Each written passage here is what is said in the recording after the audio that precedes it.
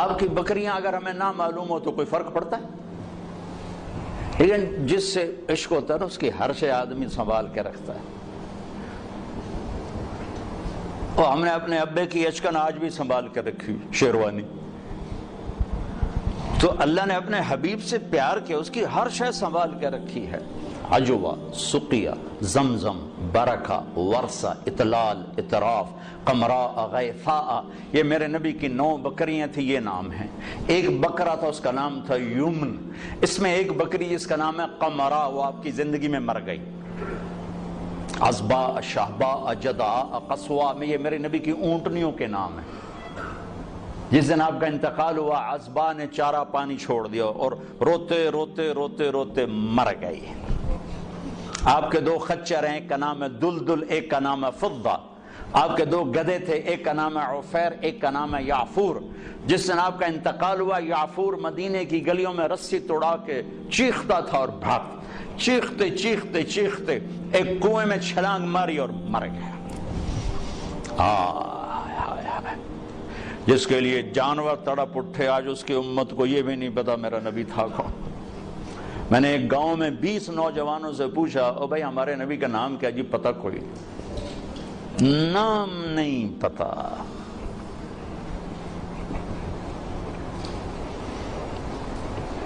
اب جمعے کا خطبہ دیا کرتے تھے، مجمع زیادہ ہو گیا، صحابہ نے کہا جی ممبر بنے تاکہ آپ پیچھے نظر آئیں. کا بنا دو. ممبر بن گیا. آج پہلا دن ہے. یہ میرے نبی کے گھر کا دروازہ ہے، یہاں کھجور کا تنا ہے جس سے ٹیک لگا کے آپ بیان فرماتے تھے، اور یہ ممبر ہے. اب آپ وہاں سے نکلے اور وہ کھجور کے تنے کو آپ نے کراس کیا اور ممبر پہ پاؤں رکھا. کھجور کا خشک بے جان تنا حن حنین العشار، ایسے چیخا جیسے حاملہ اونٹنی چیخ مارتی، اور دڑ دڑ دڑ دڑ دڑ ہل ہل کے رونے لگا. آپ نیچے اترے اور اس کو یوں سینے سے لگایا اور فرمایا ایک تیرے ساتھ وعدہ کرتا، تو چپ ہو جا، مجھے ممبر پہ جانے دے کہ لوگوں کو ضرورت ہے پیچھے مجھے دیکھنے کی. میں تیری جدائی کے بدلے وعدہ کرتا ہوں تمہیں جنت کا درخت بنوا دوں گا اور جنتی تیرے میوے کھائیں گے. تو وہ آہستہ آہستہ چپ ہوا. پھر اس کی ہچکیوں کی آواز آ رہی تھی، یہ آواز آ رہی، اور پھر ایک دم زمین پھٹی اور وہ اس میں غائب ہو گئی. اور میرے نبی کا وعدہ سچا ہو گیا. سب کی آنکھوں کے سامنے اللہ نے اسے اٹھا کے وہ پہنچایا جنت. اوفو بھائیو، ہم نے صرف درود پڑھنے کے لیے اپنا نبی رکھا ہوا ہے. بابا نبی پہ درود پڑھ دو بھائی. اس کو بطور رہبر مانا ہی کوئی نہیں، بطور قائد مانا ہی کوئی نہیں. لا الہ الا اللہ اندر کی چیز ہے، محمد رسول اللہ باہر کی چیز ہے.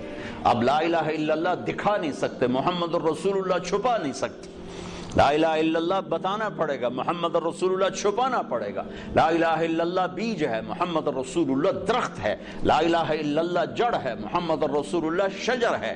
لا الہ الا اللہ اندر میں جاتا ہے، محمد رسول اللہ باہر نکلتا ہے. جتنا لا الہ الا اللہ اندر جاتا ہے اتنا محمد رسول اللہ باہر نکلتا ہے. جتنا اس کی جڑیں گہری ہوتی ہیں اتنا اس کا سایہ طاقتور ہوتا ہے، گھنا ہوتا ہے، پھلدار ہوتا ہے، پھولدار ہوتا ہے، خوشبودار ہوتا ہے. لا الہ الا اللہ پاسپورٹ ہے، محمد رسول اللہ ویزا ہے. پاسپورٹ کے بغیر سفر نہیں ہو سکتا، ویزے کے بغیر انٹری نہیں ہو سکتی.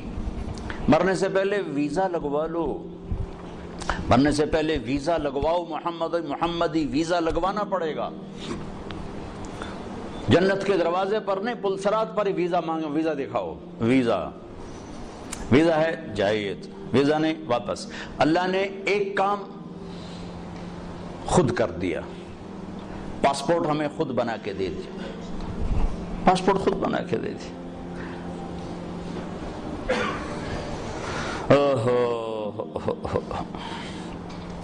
ہماری جماعت تھی سوات میں، تو ایک نوجوان کو ایک ساتھی نے دعوت دی، وہ چپ کر کے سنتا رہا.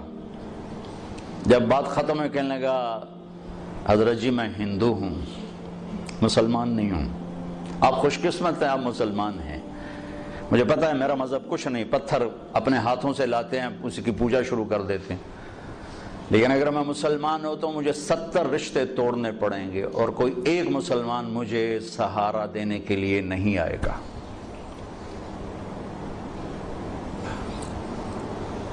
تو اللہ نے ہمیں کتنی آسانی سے یہ پاسپورٹ بنا کے دے دیا، لو بھائی ماں کے پیٹ سے ہے، ہاں اب ویزا لگوا لو، محمدی ویزا لگوا لو، کہ آج اس کی شان دیکھو گے جب دروازے پہ دستک ہوگی، اندر سے آواز آئے گی کون؟ آپ کہیں گے محمد الرسول اللہ۔ پھر وہ کہے گا امرت الا افتح لاحد قبلک ولن اقوم لاحد بعدک، یا رسول اللہ مجھے کہا گیا تھا کہ آپ سے پہلے نہ دروازہ کھولوں، اور مجھے کہا گیا تھا کہ میں خود اٹھ کے کھولوں، میں کبھی کسی کے لیے نہیں اٹھا۔ یہ کون ہے؟ یہ جنت کا بڑا فرشتہ رضوان دروازہ کھولے گا۔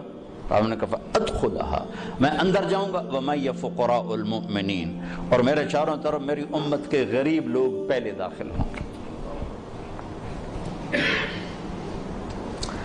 بھائیو، حلال حرام تو اسے بتایا جاتا ہے جسے پتا ہو کہ حلال کرنے والا ہے کون اور حرام کرنے والا ہے کون۔ ابھی تو لوگوں کو نہ اللہ کا پتہ نہ رسول کا پتہ، ہم انہیں کہتے ہیں سود حرام ہے، وہ پہلے بتاؤ تو صحیح وہ ہے کون جو کہہ رہا ہے میرے اور میرے رسول کی جنگ ہے تمہارے، ان کو تو پتہ ہی کوئی نہیں۔ جس کی طاقت کا پتہ ہوتا ہے اس کے آگے کون کھڑا ہوتا ہے؟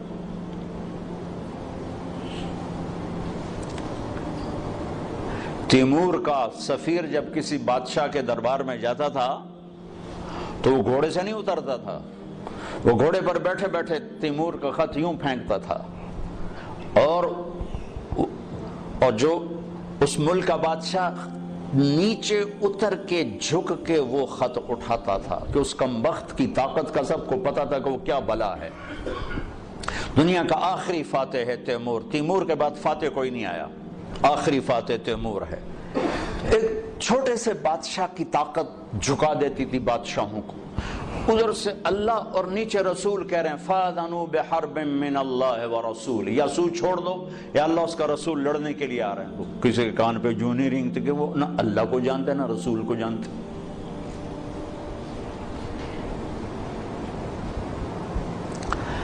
اللہ اس کے رسول کا تعارف ضروری، میں اس لیے پہلے اللہ اور رسول کا تھوڑا سا تعارف، وہ ہیں کون جن کو جو کہہ رہے ہیں سود حرام ہے، جو کہہ رہے ہیں جھوٹ حرام ہے، جو کہہ رہے ہیں زنا حرام ہے، جو کہہ رہے ہیں کفر حرام ہے، شرک حرام ہے، وہ ہیں کون؟ میں نے فیصل آباد کے تاجروں میں نا بیان کیا، ابھی یہ میزان بینک اتنا زیادہ نہیں ظاہر ہوا تھا تو میں تاجروں میں تھوڑی سی بات کر دیتا تھا، بھائی سود کے بغیر آپ تجارت چلو۔ تو ایک بہت بڑی پارٹی کا چیئرمین آ کر میرے گلے لگ گیا کہ سود کے بغیر کام ہو ہی نہیں سکتا، کر کے دکھاؤ، تمہاری کپاس کون خریدے گا سود نہ ہوگا، سود کے بغیر تمہاری کپاس کون خریدے؟ میں کہا میری تو وک جاوے گی تو اپنی فکر کر۔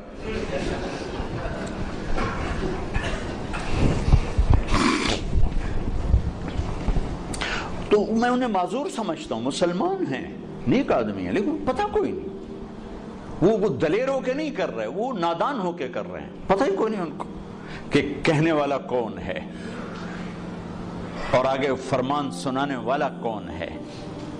لا الہ الا اللہ محمد الرسول اللہ، کیا اللہ نے جوڑ کے کلمہ بنایا ہے، سبحان اللہ۔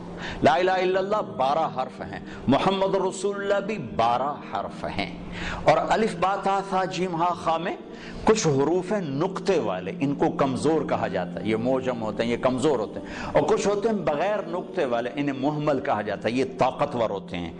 کمزور طاقت کی ایک چھوٹی سی یعنی بات واضح کرنے کے لیے کہ با کو مطلب بتانے کے لیے نقطے کی ضرورت ہے، ٹھیک ہے، لیکن الف کو مطلب اپنا بتانے کے لیے نقطے کی ضرورت نہیں ہے۔ جیم کو اپنا مطلب بتانا ہو تو وہ کہے گی مجھے نقطہ لگاؤ، اور ہا نے اپنا مطلب بیان کرنا تو اسے نقطے کی ضرورت نہیں ہے۔ پھر 2 نقطے لگ جائیں تو اور کمزور پڑ جاتا ہے، 3 نقطے لگیں تو اور کمزور پڑ جاتا ہے۔ یہ میں نے صرف ایک مثال سے آپ کے سامنے یہ بات واضح کرنے کی کوشش کی ہے کہ نقطے والے حروف کمزور ہوتے ہیں اور بغیر نقطے والے حروف طاقتور ہوتے ہیں۔ جب مالک الملک نے اپنے لیے نام چنا تو اللہ، کوئی حرف نقطے والا نہیں لایا، اور جب اپنے حبیب کے 2 نام رکھے تو محمد، احمد، کوئی نقطے والا حرف نہیں لایا، اور جب اپنا کلمہ جوڑا تو ایک حرف نقطے والا نہیں لایا، لا الہ الا اللہ۔ محمد الرسول اللہ.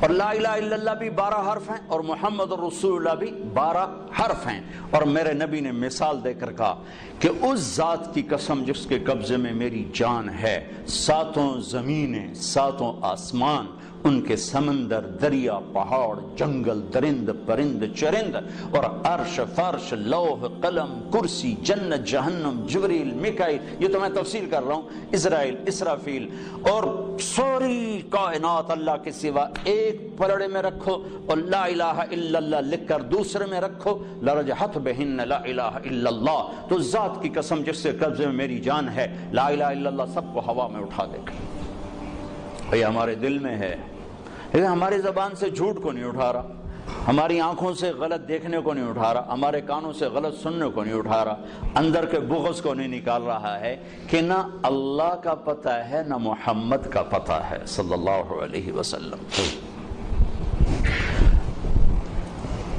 تو ہمیں ضرورت ہے اللہ اس کے رسول کی ذات کے تعارف کی، کہ ہم جانے تو صحیح ہیں کون، کہنے والا کون ہے.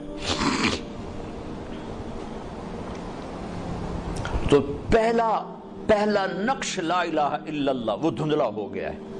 محمد الرسول اللہ یہ پہلا نقش ہے، یہ دھندلا ہو چکا ہے. تو سارا بازار جھوٹ پہ چلا گیا، سود پہ چلا گیا، کھوٹ پہ چلا گیا، ظلم پہ چلا گیا، ستم پہ چلا گیا. ساری سیرت میں سے 3 چیزیں میں نے نکالی ہیں، عروج و زوال کے 3 اسباب ہیں. جس قوم میں عدل ہوگا، جس قوم میں سچائی ہوگی، جس قوم میں دیانت ہوگی، انہیں زوال نہیں آ سکتا. چاہے وہ مسلمان ہے، چاہے وہ دہری ہے. دہری ہے کوئی مذہب والے نہیں، اللہ کو مانتا ہی نہیں ہے. اگر ان میں عدل ہے، اگر ان میں سچائی ہے، اور ان میں دیانتداری ہے، انہیں زوال نہیں آ سکتا. آخرت کا فیصلے آگے ہیں، دنیا میں انہیں زوال نہیں آ سکتا، ان پہ کوئی غالب نہیں آ سکتا. جس قوم میں ظلم ہوگا، جس قوم میں جھوٹ ہوگا، جس قوم میں بددیانتی اور دھوکہ ہوگا، انہیں کبھی عزت مل نہیں سکتی، چاہے ساری قوم مسجد میں تہجد میں حاضر ہو اور بیت اللہ حاجیوں اور عمرے والوں سے بھرا پڑا ہو، اعتکاف کرنے والوں سے مسجدیں تنگ پڑ جائیں، لیکن اگر جھوٹ ہے، ظلم ہے اور دھوکہ ہے، عزت کا خواب بھی نہ دیکھیں، ذلت اور پستی مقدر ہو جائے گی. میرے نبی ایک پورا زندگی کا پروگرام لے کر، صرف 5 وقت کی نماز تھوڑے لے کر آئے تو 2 گھنٹے کا کام ہے، باقی کیا کریں. اللہ تعالیٰ کہ میں اپنے حبیب کو الیوم اکملت لکم دینکم واتممت علیکم نعمتی ورضیت لکم الاسلام دینا، ایک مکمل پیکج دے کر بھیجا کہ میرے حبیب یہ زندگی ہے، جا لوگوں کو بتائیں، پتہ ہی کوئی. اس کا ایک سرا اللہ سے ملتا ہے جس کو عبادت کہتے ہیں، دوسرا سرا انسانوں سے ملتا ہے جس کو اخلاق کہتے ہیں. انہی 2 کی دعوت دیتے دیتے آپ دنیا سے چلے گئے. السلام ما ملکت ایمانکم، اے میری امت ایک نماز نہ چھوڑنا، ایک ماتحتوں پہ رحم کر، اپنے ماتحتوں پر رحم کر، اپنے غلام، نوکر، ملازم، کمزور پہ رحم کر. سارے میرے نبی کا دین 2 چیزوں میں آتا ہے. ایک اللہ کا حق ہے جس میں عبادات ہیں، مختصر سا وہ چیپٹر ہے، 5 نمازیں ہیں اور 1 مہینے کے روزے ہیں، اور اس کے بعد حج اور زکوٰۃ مالداروں پر ہے، غریبوں پر ہے ہی کوئی نہیں. پھر حج بھی صرف صحت مند مالدار پر ہے، جو جانے کے قابل نہیں اس سے بھی اللہ معاف فرماتا ہے. لیکن باقی 24 گھنٹے کی زندگی میں میرا نبی ایک پورا دستور لے کر آیا ہے. معاشرہ چلتا ہے میاں بیوی سے، ماں باپ سے نہیں. پہلا رشتہ میاں بیوی کا اللہ نے بنایا، پہلا رشتہ میاں بیوی کا بنا، آدم اور حوا، اور آخری رشتہ بھی میاں بیوی کا بنے گا. جنت میں جوڑا جوڑا میاں بیوی رہیں گے، اکٹھے ہوں گے سارے. وَمَنْ صَلَحَ مِنْ آبَائِهِمْ وَأَزْوَاجِهِمْ وَذُرِّيَّاتِهِمْ، اکٹھے ہوں گے. لیکن جنت کی شروع بھی میاں بیوی ہے اور جنت کا اینڈ بھی میاں بیوی ہے. ابتدا بھی میاں بیوی سے کروائی آدم حوا، اور انتہا بھی میاں بیوی سے کروائی کہ ہر آدمی جنت. اور جو یہاں بغیر شادی کے مر جاتے ہیں، اللہ تعالیٰ ان کے وہاں اپنی ثوابدید پر ان کے نکاح کروائے اور ان کی شادی. کوئی عورتیں بغیر، لڑکیاں ہوتی ہیں جوانی میں مر گئے، کوئی لڑکے جوانی میں مر گئے، کوئی شادی نہیں ہوئی مر گئے، تو اللہ تعالیٰ ان کی جنت میں خود شادیاں کروائے گا. تو زندگی کی جو ابتدا ہے وہ میاں بیوی سے ہوتی ہے. تو پہلا جو معاشرت میں دین کا سبق ہے وہ میاں بیوی کا ہے. تو میرے نبی نے فرمایا خیرکم خیرکم لأہلہ، بہترین مسلمان وہ ہے جو بیوی سے اچھا سلوک کرتا ہو. وَأَنَا خَيْرُكُمْ لِأَهْلِي، اور میں تم سب سے زیادہ اچھا سلوک کرتا ہوں اپنی بیویوں کے ساتھ. پھر کہا خیرکم خیرکم لنسائہ، سب سے بہترین انسان وہ ہے جو عورتوں سے اچھا سلوک کرتا ہو. یہاں سے گھر کو شروع کیا. گھر کی ابتدا، کائنات کی ابتدا بھی میاں بیوی ہے، انتہا بھی میاں بیوی ہے. معاشرت کا دین خوشبو کی طرح پھیلتا ہے، خوشبو کی طرح. عبادات کا دین بنیاد کا کام دیتا ہے، اور معاشرت کا دین وہ عمارت کا کام دیتا ہے. عبادات کا دین جڑ کا کام دیتا ہے، اور معاشرت کا دین سایہ، پھل پھول، خوشبو، مہک کا کام دیتا ہے. تو میرے نبی نے 11 شادیاں کی. کوئی شوق کی تھی؟ 25 سال کا نوجوان 40 سال کی عورت سے شادی کر سکتا؟ جس عورت کے 2 نکاح ہو چکے ہوں پہلے، اور ہر نکاح سے اولاد بھی ہو، ہر شادی سے اولاد ہو، اور 40 سال کی عمر ہو، 2 شادیاں ہو چکی ہوں، اور شادی کرنے والا 25 برس کا خوبرو نوجوان ہو. حضرت غامدیہ کہتی ہیں، خزائیہ، ام معبد الخزائیہ آپ کا حلیہ بیان کرتے ہوئے فرماتی رأیت رجلا ظاہر الوضاء ابلج الوجه حسن الخلق لم تعبه ثجلا لم تزری به صعلا وسیم قسیم حسین. کیا الفاظ ہے! فی عینیہ دعج، فی صوتہ سہل، فی لحیتہ کثافہ، فی عنقہ سطع. میں نے ایک جوان دیکھا ایسا حسین چمکتا چہرہ، نہ نکلا ہوا پیٹ، نہ دبلا پتلا، نہ پیٹ نکلا کہ بدصورت ہو جائے، نہ دبلا پتلا کہ بے روب ہو جائے. اور چہرہ روشن، حسین، آنکھوں میں چمک، خوبصورت موٹی آنکھ، آواز میں جادو، گردن لمبی، داڑھی گھنی، چہرے پر نور، 14ویں رات کے چاند کی طرح چمکتا ہوا چہرہ. وسیم قسیم، یہ 2 لفظ عجب کہے ہیں، 2 لفظ عجب کہے ہیں. وسیم، وسیم کسے کہیں؟ جسے دیکھ کر آنکھ نہ بھرے اور ہر دفعہ دیکھنے کا شوق بڑھ جائے، اسے وسیم کہتے ہیں. اور قسیم کسے کہیں؟ جو ہر طرف سے خوبصورت ہو، سر سے لے کر پاؤں تک، ناخن کے انگوٹھے سے سر کے بال تک حسن ہی حسن کا پیکر ہو، اسے قسیم کہتے ہیں. تو کائنات میں حسین بہت آئے، وسیم ایک ہی آیا. خوبصورت بہت آئے، قسیم ایک ہی آئے، وہ ہے محمد الرسول اللہ صلی اللہ علیہ وسلم، جن کو دیکھ کے آنکھ نہیں بھرتی تھی، اور ہر طرف سے حسن حسن. 40 سال کی عورت سے شادی ہو رہی، اور پوری جوانی ایک عورت کے ساتھ گزارتی. 50 سال آپ کی عمر ہوئی تو حضرت خدیجہ کا انتقال ہوا، 65 سال کی عمر ہوئی، اور اس کے بعد شادیوں کی لائن لگ گئی. معاشرت سمجھانی تھی، زندگی سمجھانی تھی. آپ نے فرمایا ما زوجت وما تزوجت الا بوحی من السماء اتى به جبرائیل. کہا میں نے کسی بیٹی کی شادی نہیں کی اور کوئی شادی نہیں کی جب تک کہ اوپر سے حکم نہیں آیا، اور جبریل لے کر آیا. پھر آپ نے فرمایا ما تزوجت وما زوجت الا اہل الجنہ، میں نے کسی عورت سے شادی کی ہو، میں نے اپنی بیٹی کی کسی سے شادی کی ہو، سب کے لیے میرے اللہ کا فرمان ہے کہ سب جنتی ہیں. تو 25 سال کی عمر میں 40 سال کی عورت سے شادی کا کیا تک بنتا ہے؟ اور حسن ایسا کہ دیکھنے والے آنکھ نہ بھرے. ایسا عائشہ کپڑا سی رہی تھی، سوئی گر گئی، تو وہ کمرے میں ایسی روشنی نہیں کہ ان کو سوئی نظر آئے، تو وہ ایسے ایسے ٹٹول رہی تھیں. اتنے میں آپ کمرے میں داخل ہوئے تو آپ کے چہرے کے نور سے سوئی چمکنے لگی. عکس پڑتا ہے نا.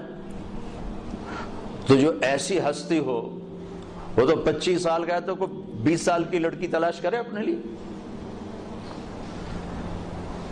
40 سال 50 سال کی عمر میں حضرت خدیجہ جدا ہوئی آپ سے جب آپ 50 سال کے تھے، تو اس کے بعد شادیوں کی لائن لگ گئی. الا بوحی من السماء اتی بہ جبریل، کہ ہر شادی آسمان سے وحی آئی۔ جب آپ نے حضرت فاطمہ کا نکاح فرمایا تو مجمع کو مسجد میں جمع فرمایا، کہا لوگو جبریل میرے پاس اللہ کا پیغام لائے ہیں کہ میں فاطمہ اپنی بیٹی کا نکاح علی سے کر دوں، لیکن میں قربان جاؤں شریعت مصطفیٰ پر، آسمان سے وحی آئی ہے لیکن گئے ہیں فاطمہ سے پوچھنے بیٹی علی کا رشتہ آیا ہے تیرا نکاح کر دوں۔ اور ہمارا بیٹیوں سے پوچھنا عیب سمجھا جاتا ہے، اور بیٹی کوئی رائے دے دے تو کہتے بڑی بے حیا ہے۔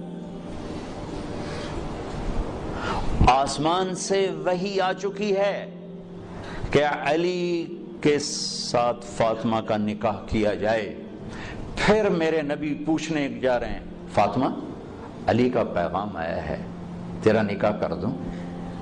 جب انہوں نے ہاں کہا پھر جا کر کہا جاؤ مجمع اکٹھا کرو، پھر لوگوں کو اکٹھا فرمایا، پھر ممبر پہ کھڑے ہو کے فرمایا کہ لوگو میرے اللہ نے مجھے جبریل پیغام لے کر آئے کہ میں اپنی بیٹی فاطمہ کا نکاح علی سے علی کو سامنے بٹھایا اور سارا مجمع کا، پھر آپ نے خطبہ پڑھ کے کہا علی میں نے 400 درہم مہر کے عوض اپنی بیٹی فاطمہ بنت محمد کو تیرے نکاح میں دیا، تو نے قبول کیا؟ تو نے زور سے کہا میں نے قبول کیا، اور سجدے میں سر رکھ دیا اور زور سے یہ دعا پڑھی رب اوزعنی ان اشکر نعمتک التی انعمت علی وعلی والدی، اس پر آپ نے کہا آمین۔ پھر آپ نے سارے مسجد میں کے حاضرین کو شہد کا شربت پلایا، کھجور کھلائی۔ سبحان اللہ، کیا پیاری زندگی ہے، کیا خوبصورت زندگی ہے۔ اس سے زیادہ عورت کے حقوق اور کیا کوئی بیان کرے گا۔ حضرت ام ایمن بیٹھی تھی، ان کا بیٹا محمد پانی تو پلا، تو حضرت عائشہ ناراض ہو گئی، کہا تو رسول اللہ سے کہتی پانی پلا؟ کہا کیوں نہ کہوں، میں نے دودھ پلایا ہے، آپ کو 8 عورتوں نے دودھ پلایا ہے، ماں سمیت، ماں کے علاوہ 7 اور عورتیں، جن میں سے ایک ام ایمن، حلیمہ کا تو نام مشہور ہو گیا، 6 اور بھی، ان میں ام ایمن بھی ہیں۔ تو انہوں نے کہا میں نے دودھ پلایا ہے، تو آپ جلدی سے اٹھے، گلاس اٹھایا، کہا ہاں ہاں عائشہ یہ میری ماں ہے، آپ نے خود گلاس پیش کیا۔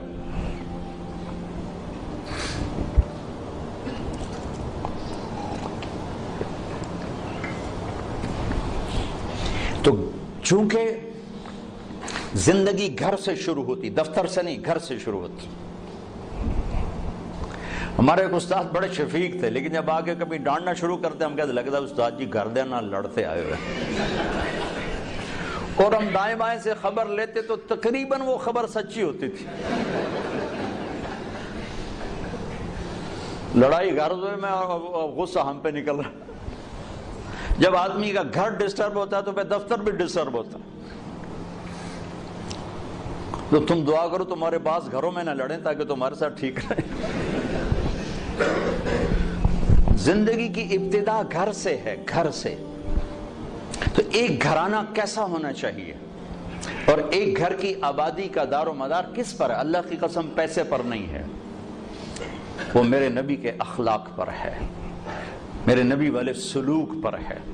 چونکہ زندگی چیزوں کا نام نہیں، میزان بینک کا نام زندگی نہیں ہے، معیشت کا نام زندگی نہیں ہے، زندگی احساسات کا نام ہے۔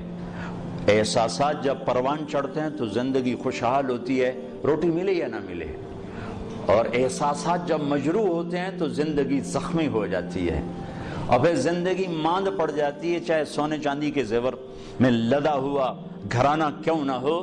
جب احساسات بکھرتے اور ٹوٹتے ہیں تو زندگی تباہ ہو جاتی ہے، جب احساسات پروان چڑھتے ہیں تو زندگی آباد ہو جاتی ہے، اور احساسات کو پانی ملتا ہے نبی والے اخلاق سے، زیور سے نہیں، پیسے سے نہیں، ڈگری سے نہیں۔ تھوڑی دیر پہلے ایک خاتون ملی اور پھوٹ پھوٹ کے رونے لگی، اربوں پتی آدمی کی بیگم، کہ میں اس دولت کو کیا کروں، میرے خاوند کا سلوک ہی میرے ساتھ اچھا نہیں، میں اس دولت کو کیا کروں۔ تو میرے نبی، میرے بھائیو، ایک زندگی دے کر گئے ہیں جو شروع ہوتی ہے گھر سے. ایک گھر کو بچانے کے لیے سینکڑوں آیات قرآن نے اتاری. میں تو مفتی نہیں، مفتیوں سے سنی بات بتا رہا ہوں کہ ایک آدمی کہتا ہے انشاءاللہ میرا یہ پلاٹ مسجد کے نام وقف، تو اس کے یہ کہنے پر وہ وقف ہو گیا، اب وہ واپس نہیں لے سکتا، اس لیے کہ اللہ خود چاہتا ہے کہ تم اللہ کے نام پہ خرچ کرو. تو میں کہتا ہوں جی انشاءاللہ میرا یہ قالین مسجد کے نمازیوں کے لیے وقف ہو گیا، تو اب یہ ہو گیا، میں واپس نہیں لے سکتا. لیکن ایک آدمی یوں کہتا ہے انشاءاللہ میری بیوی کو طلاق، تو یہ مفتی کہتے ہیں نہیں ہوئی. اس نے کہا تھا اگر اللہ چاہے تو میری بیوی کو طلاق، اور اللہ چاہتا ہی نہیں کوئی اپنی بیوی کو طلاق دے، اس لیے یہ طلاق نہیں ہوئی. نہیں ہوئی. ایک گھر کو بچانے کے لیے سینکڑوں ہزاروں سورہ نساء، سورہ مریم، سورہ طلاق، سورہ تحریم. آپ نے کہا علی طلاق سے بچنا، جب طلاق دی جاتی ہے تو اللہ کا عرش کانپ اٹھتا ہے.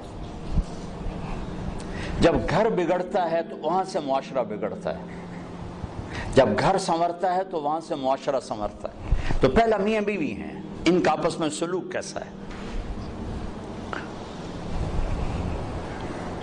اور چونکہ کسی کی لڑکی کو مرد لے کے جاتا ہے تو اس کی طرف شریعت زیادہ متوجہ ہے. عاشروہن بالمعروف، ان عورتوں سے اچھا سلوک کرنا.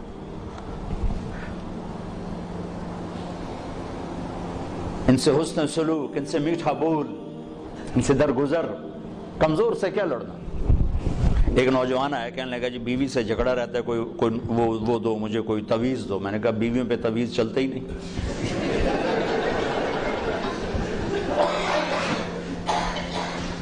کہنے لگا تو کیا کرو. میں نے کہا ایک کام کرو، ہو جائے گا معاملہ ٹھیک.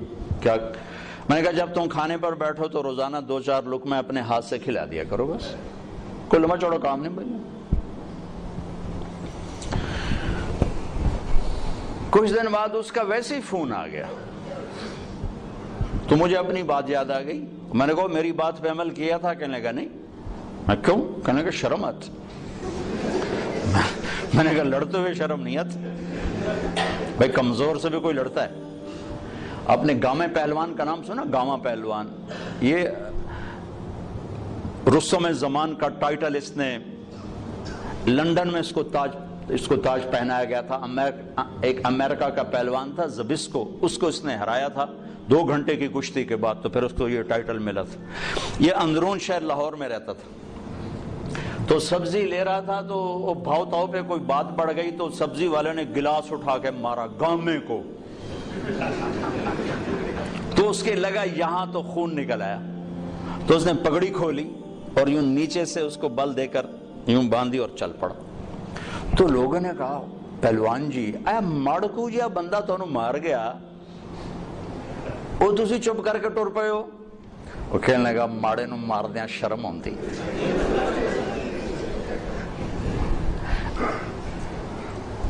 وہ کہنے لگا کمزور پہ ہاتھ اٹھاتے ہوئے شرم آتی ہے، کیا کروں. وہ تو پھونک مارتا تو اڑ جاتا. میں کہا کمزور پہ ہاتھ اٹھاتے ہوئے شرم آتی. میں کہا بے وقوف، اور تمہیں لڑتے ہوئے شرم نہیں آتی؟ چلو جا کے میری بات پہ عمل کرو. 1 گھنٹے بعد اس کا فون آیا. کہا مولوی صاحب عجب ہوا. میں نے کہا کیا ہوا؟ کہا میں نے لقمہ منہ میں ڈالا دا منہ اتھے ہی کھلے ہی رہ گیا.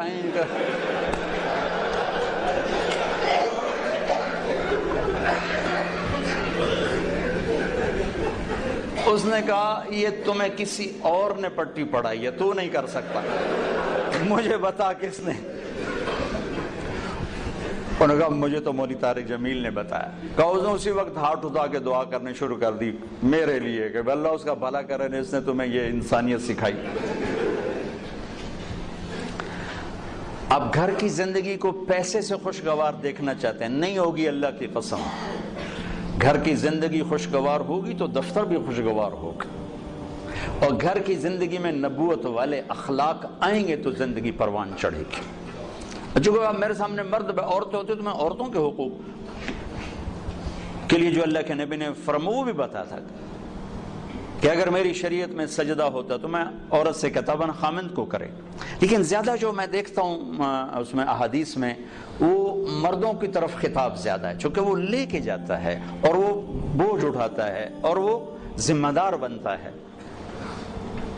تو حضرت عائشہ رضی اللہ تعالیٰ عنہ چھوٹی عمر کی تھی تو آپ ان کو لقمے بنا بنا کے کھلاتے تھے۔ ایک دفعہ حبشی کھیل رہے تھے مسجد میں خنجروں کے ساتھ، تو آواز سن کر حضرت عائشہ کہنے لگی یا رسول اللہ میں نے یہ حبشیوں کا رقص دیکھنا ہے۔ وہ رقص کر رہے تھے ان کے ساتھ خنجروں کے ساتھ۔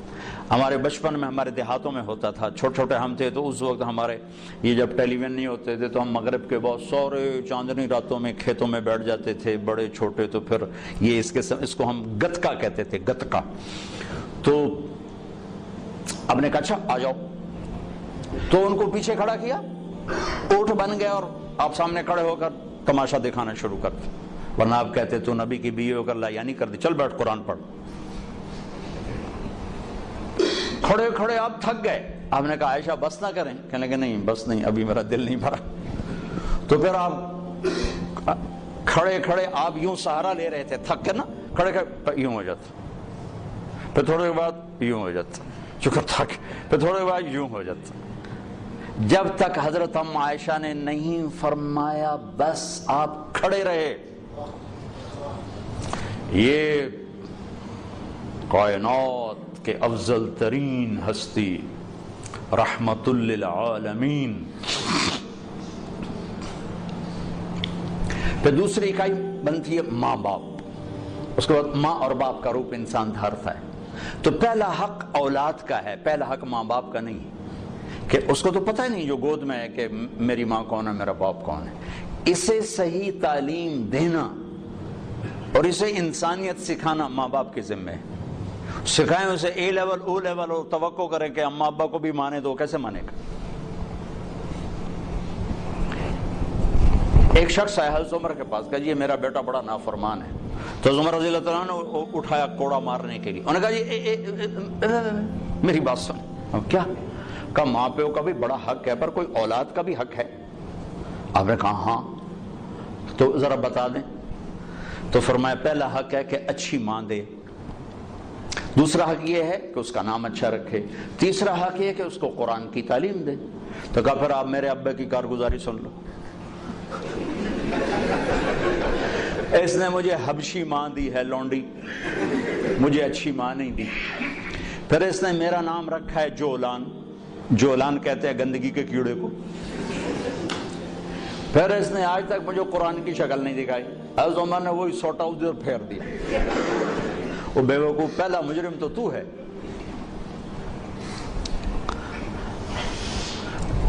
وہ تو ایک پتھر ہے، اس کو تراش خراش کی ضرورت ہے، نا تراشیدہ وہ پتھر ہے۔ تو پہلی گود ماں باپ ہیں۔ اب ماں باپ اتنا وقت نکالیں کہ بچوں کے ساتھ کانفرنس ہو، بیٹھنا ہو، اس کو کاروبار سے فرصت نہیں، وہ تھک تھکا کے آتا ہے، وہ کیسے کاؤنسلنگ کرے بیوی کے ساتھ بچوں کے ساتھ، اور ذہن سازی سب سے پہلا کام ماں باپ کا ہے، استاد کا نہیں، استاد تو بعد میں آتا ہے، پہلا درس ماں باپ کا ہے۔ اگر انہوں نے اس کو ٹائم نہیں دیا تو یہ جنگل کا ایک درخت بن جائے گا، اور اگر اسے ٹائم دیا تو باغ کا پودا بنے گا، اس کی تراش خراش۔ اور زندگی بھر دھکے کھائے ہیں، سیرت کو پڑھ کے اور تجربوں سے دیکھا ہے، نصیحت تھوڑی ہو محبت زیادہ ہو، ماں باپ پر نصیحت غالب ہوتی ہے، وہ پھر وہ اوور ڈوز ہو جاتا ہے کام۔ ذہن سازی نہیں ہوتی، اور ذہن سازی دنیا کا مشکل ترین کام ہے جس کے اللہ نے نبیوں کو بھیجا۔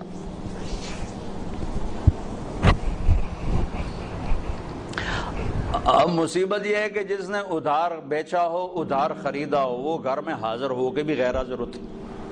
ہماری ساری تجارت تو چلی گئی ادھار پہ، اور ہوس زیادہ ہے، اسباب تھوڑے ہیں، تمنا زیادہ ہے، اسباب تھوڑے ہیں، تو ذہن فارغ ہی نہیں ہوتا ہے۔ کن قانعا تکن اغنى الناس، قناعت اختیار کر، سب سے بڑا غنی بن جا۔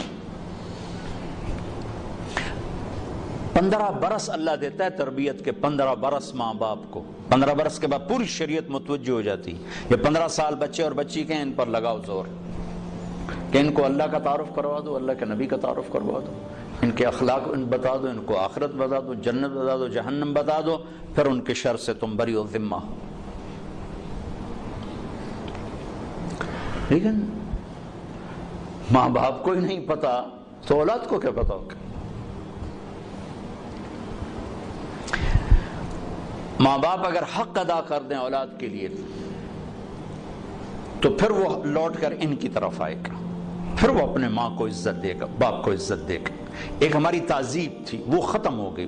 بہت چھوٹے بچپن میں میں نے اپنے دادا کو تو نہیں سنبھلتا، دادا کے بھائی کو میں سنبھلتا ہوں، تو میرے دادا کے جو چھوٹے بھائی تھے ان کے بیٹے ان کے سامنے نہیں بیٹھتے تھے، حالانکہ بالکل جاہل ان پڑھ لوگ تھے دنیا کے لحاظ سے، لیکن ایک تہذیب تھی، ایک ثقافت تھی، دیہات کی، پنجاب کی، غریب کی، امیر کی، ان کے پیٹھ پیچھے بیٹھتے تھے، سامنے نہیں بیٹھتے تھے۔ سامنے بلاتے تو وہ کھڑے ہو جاتے تھے، بیٹھتے نہیں تھے، کھڑے رہتے تھے۔ تو وہ تہذیب تو ہمارے ہاتھوں سے نکل گئی، چلی گئی۔ ہر چیز خلط عملا صالحا واخر سیئا کی بجائے اختلط الحابل بالنابل، وہ اچھا برا سب مل کے ہم اپنی ثقافت تہذیب کھو چکے ہیں۔ کچھ وقت ماں باپ اپنے بچوں کو دیں، میاں بیوی آپس میں جب بیٹھو کبھی موبائل فون چالو نہ رکھو، ورنہ تھوڑی ہرے لے لڑائی ہونی۔ اور میں اپنے بھائی کے گھر جاتا ہوں، وہ ہے یہ دل کا ڈاکٹر، وہ بیچارے کی مجبوری ہے وہ کھلا رکھنا ٹیلی فون کہ کسی وقت ایمرجنسی مرض ہے، ایمرجنسی کال ہوتی، تو وہ میں جب بھی اس کی بیوی کو دیکھتا ہوں نا لڑتے ہوئے، سر اسی بات پہ دیکھ رہا ہوتا ہوں کہ اے ٹیلی فون ہی تیرا ہرے بولتا رہ جاتا۔ وہ کہتا میں کی کرا ہوں، میری مجبوری، کوئی پیچھو مردہ پہ ہو تو میں کی کرا۔ تو آپ لوگوں کے تو کوئی ایمرجنسی نہیں نا، جب میاں بیوی بچے بیٹھو فون بند کر دیا کرو، نہیں تو اس کی ٹان تمہاری ساری زندگی غارت کر دے گی۔ اس فون نے اخلاق برباد کر دی، گھروں کا سکون چھین لیا ہے۔ ان لنفسک علیک حقا وان لزوجک علیک حقا، تیری بیوی کا تیرے اوپر حق ہے، تیری ذات کا تیرے اوپر حق۔ یہ تھوڑا کہ تم میزان بینک کے ملازم ہو تو اب تمہارے گھر میں بھی تمہارا فون چل رہا ہو، بھائی عرفان صاحب کی کہیں کال نہ آ جائے۔ کیوں بھائی بیوی دا حق نہیں؟ کیوں جی عرفان صاحب؟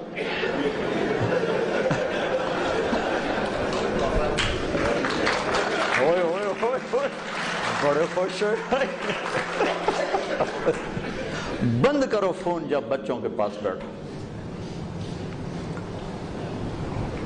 اللہ نے ہمیں خوبصورت زندگی دی ہے، ہم کوئی مشین تھوڑے ہیں کہ بٹن آن کر دو اس نے چل نہیں، مشین بھی چل چل کے آتے، میرا تیل تھا بٹا، میرا موبائل تھا بٹا۔ میرا اپنے نبی کی پاکیزہ سیرت پڑھو کہ آپ نے زندگی کیسے گزاری۔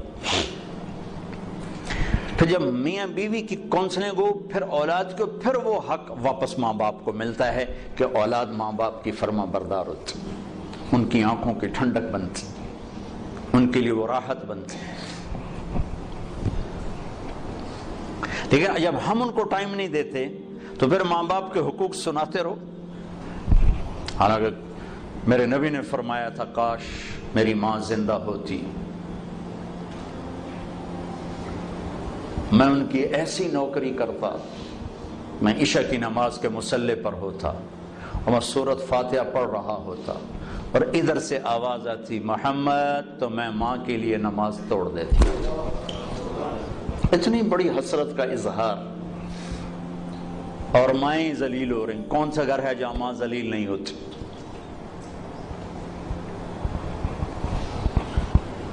اتنی بڑی ہستی فرما رہے ہیں نماز توڑ دیتا۔ آخری حج میں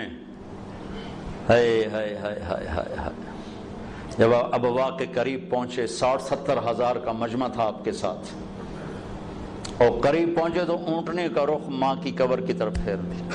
وہاں ابوا میں قبر ہے حضرت آمنہ کی، سن 2000 میں گیا تھا تو میں وہاں اس جگہ، وہ آدمی جا تو سکتا نہیں، کوئی رہبر ہو تو جا سکتے ہیں، تو اللہ نے ایک رہبر ٹکرا دیا تھا تو میں وہاں پہنچا تھا۔ زندگی گزری سفروں میں، ایسا سفر کبھی نہیں کیا۔ بیت اللہ کے اندر 2 دفعہ گیا، وہ کیفیت نہیں بنی جو حضرت آمنہ کی قبر پہ بنی۔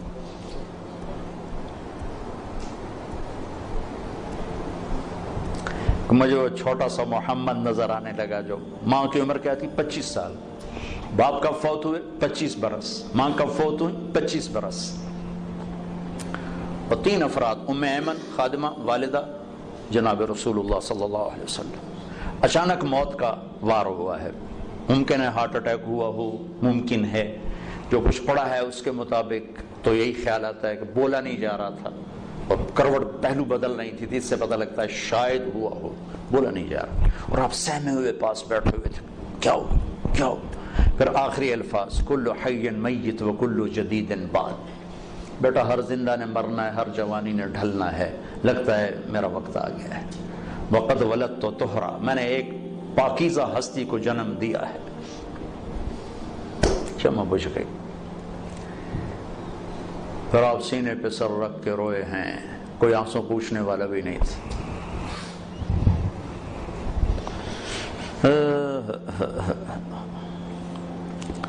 پتھر جوڑ کے وہاں نیچے اترے تو آپ پھر بھاگ کے اوپر چڑھ گئے۔ پہاڑ ہے اتنا اونچا، اس سے تھوڑا سا اونچا ہے، پھر اوپر چڑھ گئے۔ ام ایمن پیچھے پیچھے دوڑی تو اب ماں کی قبر سے لپٹ کے لیٹے ہوئے تھے ایسے، جب قریب آئیں تو آپ کہہ رہے تھے اماں تجھے تو خبر تھی تیرے سوا میرا کوئی نہ تھا، مجھے چھوڑ کے تو کہاں چلی گئی۔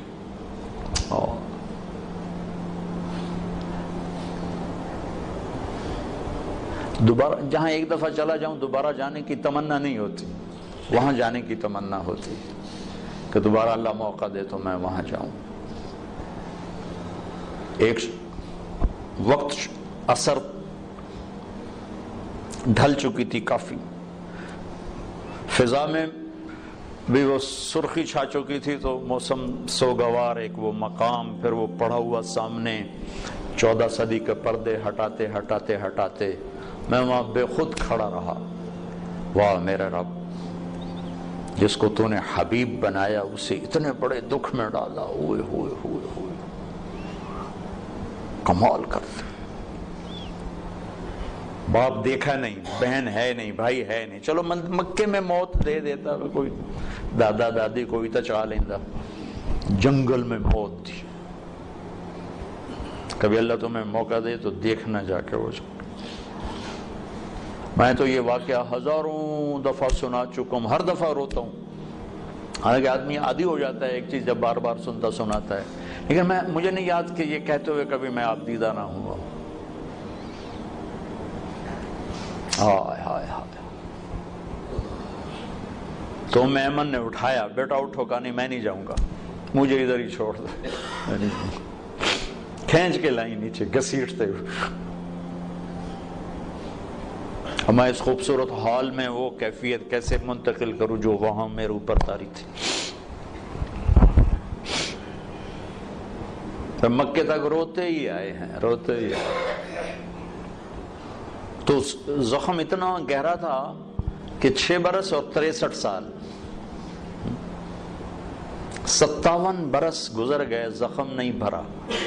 رب نے اپنی اونٹنی کا رخ ادھر موڑ دیا۔ اپریل کا مہینہ، شدید گرمی، تب ماں کی قبر کے سرانے تشریف لائے، اونٹنی سے اترے اور یوں بیٹھے اور سر یہ نیچے دیا سے، پوری پوزیشن چھوٹے بچوں والی، جب زیادہ لمبا رونا ہو تو بچوں کو یہ پوزیشن بنتے، یوں سر دیا، پھر آنسوں کی برسات لگ گئی، روتے روتے ساری دہڑی تڑ کرتی۔ اور اس قافلے کا انتظام ابوا بستی میں تھا۔ ابوا وہاں سے 10 میل دور ہے اندازاً، چونکہ میں پہلے ابوا گیا، وہاں سے کوئی رہبر ڈھونڈنا چاہا، ملا نہیں، پھر راستے میں ایک مل گیا تو اس کو لے کر، تو پھر آپ نے فرمایا کہ میں ادھر ہی آج قیام کروں گا۔ وہاں نہیں گئے جہاں سارا انتظام تھا ٹھہرنے کا، ماں کے سرانے رات گزاری ہے۔ جن کے ہاتھ میں جنت کی چابی ہے، جن کے بغیر کوئی جنت میں جا نہیں سکتا۔ آپ نے کہا سارے نبیوں پر بھی جنت حرام ہے جب تک میں نہ چلا جاؤں۔ وہ اپنی ماں کے لیے ایسے بے قرار ہیں۔ آج مائیں ذلیل ہیں۔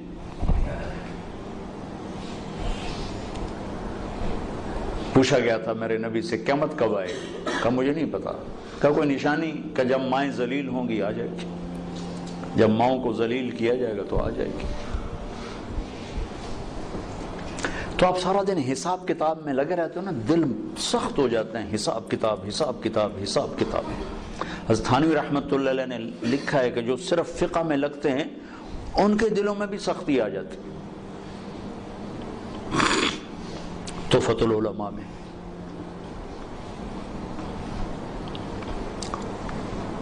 جو حساب کتاب ہے، فقہ بھی حساب کتاب ہے، یہ حلال یہ حرام، یہ حلال یہ حرام، یہ حلال یہ جائز یہ ناجائز، یہ شرط یہ فرض یہ واجب یہ سنت۔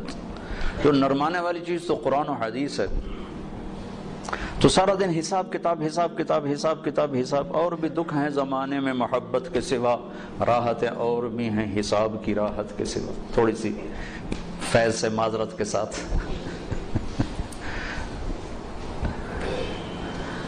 تو کچھ وقت نکالو اپنے اللہ کے لیے، رسول کے لیے، گھر کے لیے، بچوں کے لیے۔ ایک پورا دین ہے، عبادات کا دین تو ہے ہی چھوٹا سا۔ پھر وہ بشاشت کے ساتھ اپنے دفتروں میں آؤ۔ میرے نبی نے فرمایا اگر نرمی کی کوئی شکل ہوتی تو دنیا میں اس سے حسین کوئی شکل نہ ہوتی۔ لو کان الرفق خلقا لما رأى الناس خلقا احسن منه۔ اور بد اخلاقی کی کوئی شکل ہوتی اور سختی کی کوئی شکل ہوتی تو اس سے بدصورت شکل کوئی دنیا میں نہ ہوتی۔ وَلَوْ كَانَ الْعُنْفُ خَلْقًا لَمَا رَأَى النَّاسُ خَلْقًا أَقْبَحَ مِنْهُ۔ اگر سختی اور بد اخلاقی کی کوئی شکل ہوتی تو اس سے بدصورت کوئی شکل نہ ہوتی۔ نرمی کی کوئی شکل ہوتی تو اس سے حسین کوئی شکل نہ ہوتی۔ میرے اللہ نے اپنے حبیب جیسی ہستی سے فرمایا فَبِمَا رَحْمَةٍ مِّنَ اللَّهِ لِنْتَ لَهُمْ۔ میرے محبوب یہ تیرے رب کا کرم ہوا، بہت بڑا کرم ہوا کہ آپ نرم ہو گئے۔ اللہ نے اپنے نبی پہ احسان جتلائے۔ أَلَمْ يَجِدْكَ يَتِيمًا فَآوَى وَوَجَدَكَ ضَالًّا فَهَدَى وَوَجَدَكَ عَائِلًا فَأَغْنَى أَلَمْ نَشْرَحْ لَكَ صَدْرَكَ وَوَضَعْنَا عَنْكَ وِزْرَكَ الَّذِي أَنقَضَ ظَهْرَكَ وَرَفَعْنَا لَكَ ذِكْرَكَ إِنَّا أَعْطَيْنَاكَ الْكَوْثَرَ۔ یہ مختلف جگہ پر اللہ تعالیٰ نے اپنے نبی پہ احسان جتلائے ہیں۔ جو احسان نرمی کا جتلایا ہے، نبوت کا بھی ایسا نہیں جتلایا۔ وَكَانَ فَضْلُ اللَّهِ عَلَيْكَ كَبِيرًا، یہ نبوت کا احسان ہے۔ اور جب کہا میرے نبی آپ کو میں نے نرم بنایا، آپ کو میں نے نرم بنایا، اس کو کیسے بیان کیا؟ فَبِمَا، ماں کا ترجمہ میں یوں کرتا ہوں کہ یہ اپنے بازو مشرق مغرب میں پھیلا دوں اور شمال جنوب میں پھیلا دوں اور یہ زمین آسمان کی طرف پھیلا دوں تو بھی ماں کی وسعت اس سے زیادہ ہے۔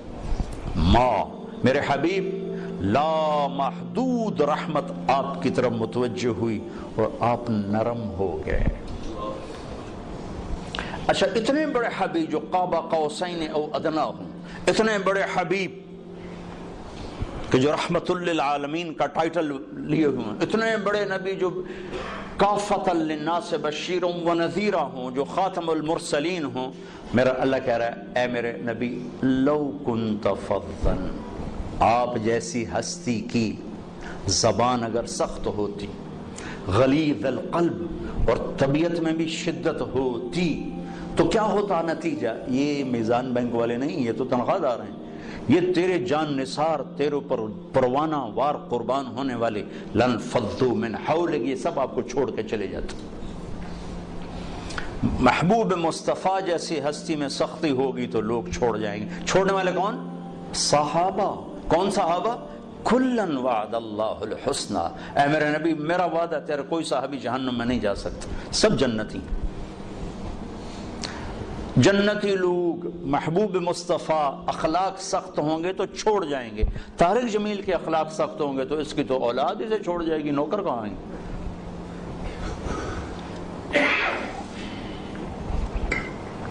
شدت اور سختی نے نفرت کو جنم دیا ہے، اس نفرت نے آج آگ لگا دی ہے، مذہب کے نام پر، قوم کے نام پر، صوبوں کے نام پر، فرقہ واریت کے نام پر، سیاست کے نام پر، رشتے ناتوں کے نام پر آگ لگی ہوئی ہے، آگ۔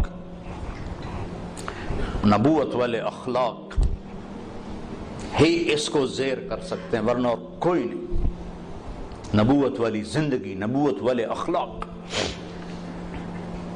میرے نبی نے لمبی نمازیں پڑھی، اللہ نے کہا نہیں میرے نبی اتنی لمبی مجھے نہیں چاہیے، ما انزلنا علیک القرآن لتشقى۔ میرے نبی نے سارا مال خرچ کر دیا، اللہ نے کہا نہ مجھے یہ بھی نہیں چاہیے، لا تبسطها کل البسط۔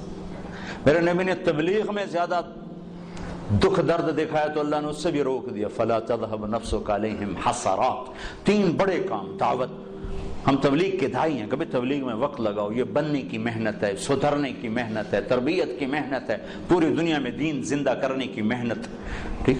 اللہ نے کہا میرے نبی درمیانہ کام کرو، لمبی نماز پاؤں میں ورم نہیں، درمیانی نماز پڑھو۔ سارا مال اٹھا کے دے دیا، مال کیا تھا؟ کچھ بھی نہیں تھا، کرتا ایک صحابی کو پسند آیا، کہا جی مجھے بڑا اچھا لگ رہا ہے مجھے دے دیں، آپ نے اتار کے وہ بھی دے دیا۔ نماز کا وقت آیا تو کرتا ہی کوئی نہیں، نماز پڑھانے کے لیے بیٹھے ہوئے ہیں، نماز کا وقت تنگ ہو رہا ہے۔ ایک انصاری عورت کے پاس پیغام بھیجا، اس نے چادر بھیجی، وہ چادر اوڑھ کے آپ نے نماز پڑھائی تو پھر اللہ نے یہ آیت اتاری، میرے محبوب ایسے نہ کر کے پھر خود تنگ ہو کے بیٹھ جائے۔ تو تین بڑے کام ہیں، مال خرچ کرنا، نماز پڑھنا، دعوت دینا، تینوں میں اللہ نے کہا اعتدال اعتدال اعتدال۔ لیکن جب میرے نبی نے اخلاق میں پرواز دکھائی تو اللہ تعالیٰ یہاں بھی کہہ دیتا ذرا ہولا ہاتھ رکھ، ذرا آنکھ۔ یہ نہیں افسران کہتے اگر ہم ڈھیل دیں تو پھر یہ کام نہیں کرتا، سارے ملک ہے جو اگر ڈھیل دیں تو کام نہیں کرتا، ذرا آنکھ نہ دکھائیں تو کام نہیں کرتا۔ ہے جب میرے نبی نے آنکھیں جھکائیں دکھانے کی بجائے اور اخلاق کی پرواز دکھائی تو میرے اللہ نے شاباش دی، کہ لعلی خلق عظیم۔ میرا محبوب آپ کا رب آپ کو شاباش دیتا، میں انہ کا ترجمہ کرتا ہوں شاباش۔ آپ کا رب آپ کو شاباش دیتا ہے کہ آپ کے اخلاق بڑے بلند ہیں۔ یہ نہیں کہا انک لذو خلق عظیم، یہ کہا ہے انک لعلی، آپ کے اخلاق بلند ہے، یہ نہیں کہا انک لعلی، اے میرے محبوب آپ تمام اخلاق پہ چھا گئے ہیں، چھا گئے۔ بلندی اخلاق میں امکان ہے کوئی ایک آدھ چیز رہ گئی ہو، لیکن اعلیٰ کا مطلب ہے کہ میرے محبوب انسانی تخیل تصور میں جتنے اخلاق ہیں سب آپ کی باندھی بن چکے، آپ ان پہ چھا چکے۔ اور ساتھ قسم اٹھا کے ضرب لگائی، نون والقلم وما یسطرون، مجھے قسم اور قلم اور اس کی تحریر کی، اس پہ ان اور لام کو جمع کر کے دوسری قسم بنائی اور شاباش دی۔ زبردست اخلاق ہیں۔ اتنے بڑی تعریف کے بعد ذو کی بجائے علا کا لفظ، تعریف کی انتہا، آگے کوئی انتہا ہے نہیں۔ پھر مطالبہ کیا وَخْفِضْ جَنَاحَكَ لِلْمُؤْمِنِينَ، ایمان والوں کے آگے بچھ جاؤ میرے محبوب، بچھ جاؤ۔ بولے نا یہ آیت میں تفسیروں سے نہیں سمجھا، جو جناح کا لفظ آتا ہے نا، جناح پر، ساڑھے کوئی پر ہے تو اللہ کہہ رہا پر بچھا دو۔ پر بچھانے کا کہ میں یہ مفتی صاحب کو بتا رہا ہوں، چھوٹے مفتی صاحب کو، تو میں جب کالج پڑھتا تھا ہمارا گاؤں تھا دریائے راوی کے کنارے، راوی کے کنارے، تو جب ہم گھر جاتے تھے اپنے گاؤں لاہور سے تو سارے کزنز مل کر ہم شکار کھیلنے جنگل میں چلے جاتے تھے، تو 8 دن 10 دن ہم جنگل میں رہتے تھے، تو راشن، آٹا، دالیں، نوکر، بندوقیں، کار، تو ہر شے ساتھ ہوتی تھی۔ تو وہ ایک چاچا سردارہ ہوتا تھا مرحوم، اس کے 2 کوٹھے ہوتے تھے، ایک پہ ہم قبضہ کر لیتے تھے، تو وہ تیتر کا شکار ہوتا تھا۔ تو جب وہ تیتر کو لگتا تھا نا فائر، وہ کارتوس تو جنگل میں کہیں خالی جگہ آ جاتی تھی، تو چاچا سردارہ مرحوم تیتری کی آواز نکالتا تھا، وہ بیچارے تیتر پھنس کے آ جاندے ہیں وہ ایک جھاڑی کے پیچھے بیٹھ کے تیتری کی آواز نکالتا، تو وہ جھنڈ کے جھنڈ ایسے غول کے غول تیتروں کے باہر نکلتے، بہت تیتر ہوتے تھے اس وقت، تو پھر ہم ٹھا فائر کرتے تھے، وہ ہوتے تھے چھرے، وہ کارتوس، تو کسی کو 1 لگا، کسی کو 2، کسی کو 3، تو وہ یوں اڑتا تھا، تھوڑی سی ہمت ہوتی تھی، پھر گرتا تھا، اور گر کے اس کے پر بے بسی سے یوں پھیلتے تھے اور ٹانگیں پیچھے چلی جاتی تھی، سر یوں ہو جاتا تھا، پر یوں ہو جاتے تھے، اور اپنی زبان سے گویا کہہ رہا ہے کہ ہوں بے شک کباب بنا تے بھامے سالن بنا، ہوں میرا وس کوئی نہیں رہ گیا۔ یہ جناح کا لفظ میں یہاں سے سمجھا بولا نا کہ اللہ یوں کہہ رہا ہے کہ لوگوں کے سامنے ذبح ہو جا، بچھ جا، ذبح ہو جا۔ پھر یہی لفظ اللہ نے ماں باپ کے لیے استعمال کیا، وَخْفِضْ لَهُمَا جَنَاحَ الذُّلِّ مِنَ الرَّحْمَةِ، اپنے نبی سے کہا امت کے سامنے بچھ جا، اولاد سے کہا ماں باپ کے آگے بچھ جاؤ۔ وَبِالْوَالِدَيْنِ إِحْسَانًا إِمَّا يَبْلُغَنَّ عِنْدَكَ الْكِبَرَ أَحَدُهُمَا أَوْ كِلَاهُمَا فلا تقل لهما اف ولا تنهرهما وقل لهما قولا كريما واخفض لهما جناح الذل من الرحمة وقل رب ارحمهما كما ربياني صغيرا من الرحمة۔ پرندہ تو بے بس ہو کے پر بچھاتا ہے، تو خوشی سے بچھا، محبت سے بچھا کے حق ہے۔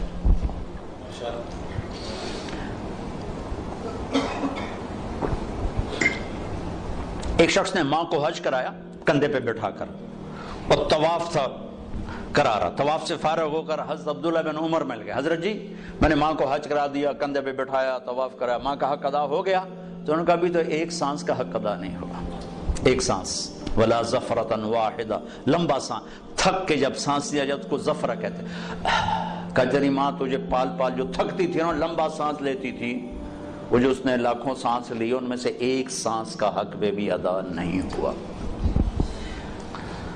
کہا وَخْفِضْ جَنَاحَكَ لِلْمُؤْمِنِينَ، بچھ جا ایمان والوں کے آگے۔ زندگی جو ٹریول کرے گی وہ اخلاق کے ساتھ کرے گی، عبادات کے ساتھ بیس بنے گی، جو آگے پھیلے گی خوشبو کی طرح وہ اخلاق ہوں گی۔ تو ہر وقت حساب کتاب حساب کتاب حساب کتاب، یہ دل دماغ کی، یہ دل کی دنیا ویران کر دیتا۔ تو کچھ وقت نکالو بھائیو، اپنے نبی کی سیرت پڑھو، اپنے بچوں کو سناؤ۔ اب تو کتابیں اٹھانے کی دقت کوئی نہیں ہے، اللہ تعالیٰ نے کتنی آسانی کر دی ہے، ایک چھوٹی سی سکرین پر لاکھوں کتابیں موجود۔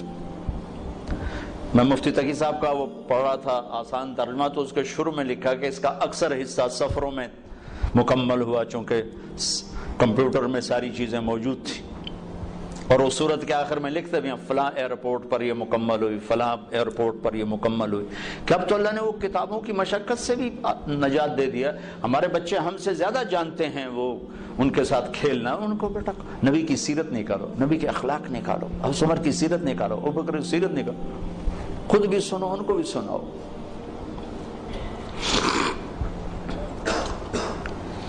دنیا سے جاتے ہوئے اس طرح جائیں کہ اللہ راضی ہو، اللہ کا رسول راضی ہو۔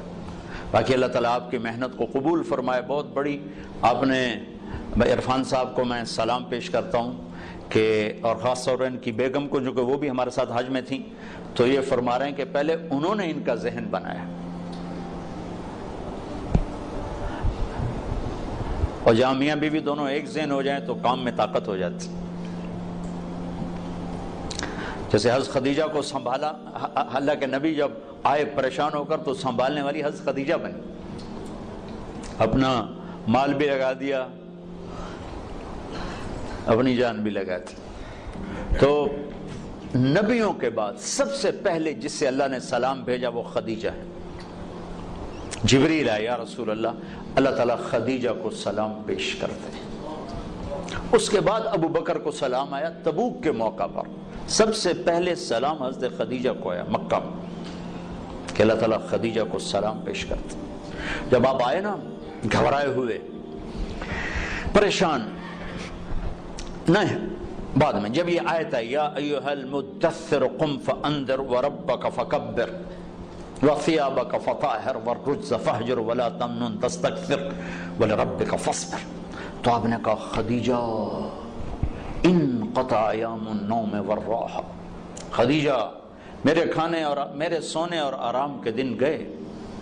میرا اللہ تعالیٰ کہہ رہا ہے میں لوگوں کو بلاؤں، دعوت دوں من ادعو من یستجیب، کسے دعوت دوں، میری کون سنے گا؟ گھبرائے ہوئے. تو اس خدیجہ نے کہا انت اول من تدعو وانا اول من استجیب، آپ دعوت دینے میں پہل کریں، میں لبیک کہنے میں پہل کرتی. تو عرفان صاحب سے زیادہ میں ان کی بیوی کو سلام پیش کرتا ہوں، چونکہ وہ ان سے بھی ملاقات ہوئی حج میں. تو جنہوں نے ان کو یہ ذہن دیا، پھر یہ اٹھے، پھر اللہ نے مفتی تقی صاحب جیسا ہمیں سرمایہ دیا. ہاتھی کے موت سے جب کوئی پوچھتے ہیں نا، چونکہ کچھ علماء اب بھی بات کرتے ہیں، تو میں کہتا ہوں یار ہاتھی کے پاؤں میں سب کا پاؤں. مفتی تقی صاحب نے جب کہہ دیا ہے تو بس پھر وللضالین آمین. اتنا بڑا آدمی میری نظر میں بر صغیر میں یعنی معاملات میں اتنی بڑی نظر رکھنے والا میری نظر میں اور کوئی آدمی نہیں. تو جب وہ اللہ کے فضل و کرم سے پھر ان کے بیٹے ماشاءاللہ انہی کے نقش قدم پر ہیں اور انہی کی طرح محنت کر رہے ہیں ماشاءاللہ ماشاءاللہ. وہ ہے کیا ہے، پدر پہ پوت نسل پہ گھوڑا بوتا نہیں تو تھوڑا تھوڑا. وہ ہمارے باپ گھوڑے بڑے اچھے رکھا کر، میرے والد صاحب ان کو گھوڑوں کا شوق تھا بچپن میں. یہ موٹریں کاریں بہت کم ہوتی تھی تو گھوڑے بڑے نسل کے رکھتے تھے، بڑے خوبصورت. ایک ہمارا گھوڑا تھا سفید نکرا، اتنا نازک. اسی سے ریلیٹڈ بات آ گئی کہ سختی تو جانوروں کو باغی کر دیتی، انسان کو کیسے باغی نہیں بنائے گی. بڑی سونی چال چلتا تھا. ہمارا ایک کوچوان تھا چاچا گامو، وہ تھا ذرا غصے والا زیادہ. کبھی وہ چابک مار دیتا اس گھوڑے کو تو پھر وہ ایسے کھڑا ہو جاتا تھا، کہتا ہوں میں نہیں ٹرتا. واللہ میں آپ کو آنکھوں دیکھا بتا رہا ہوں، سنا سنا نہیں بتا رہا، آنکھوں دیکھا بتا رہا ہوں. ہم چھوٹے چھوٹے تھے، وہ تانگے پہ تھے، تو چاچا گامو نے اس کو چابک مار دیا تو ایسے سیدھا ہو گیا. پھر اس کا طریقہ ہوتا تھا بھائی کوئی لگام چھوڑو چل پڑے، نہیں. پھر ہوتا تھا وہ ٹانگے کے پہیے کو دو آدمی سے گھماتے تھے، وہ ٹانگے کا پہیا گھما وہ اور آکڑ گیا. تو چاچا گامو گیا اور اس نے پگڑی اتاری واللہ اور اس کے پاؤں میں رکھ کر کہنے لگا ہون تا ٹور پاؤ. یہ میں نے آنکھوں سے دیکھا ہے. اور یہ کہہ کر آ کر بیٹھا تو گھوڑا چل پڑا، کہا ہاں ٹھیک ہے اے ٹھیک ہے. اب آپ لوگوں کو چابک سے چلاؤ، اولاد کو چابک سے چلاؤ، بیوی کو ہنٹر سے چلاؤ، کیسے چلے گی؟ محبت دو محبت. اللہ اقبال کی قبر روشن کرے. ایسا شاعر نہ میں نے اردو میں دیکھا نہ عربی نے نہ فارسی میں، عجب شاعر تھا. یقین محکم عمل پہ ہم محبت، تین کام کر لو. کیا ہے؟ فاتح عالم، پوری دنیا فتح کر.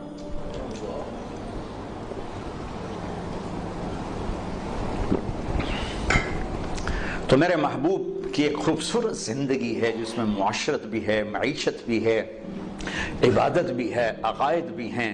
ان سب کو زندہ کرنا اسلام ہے.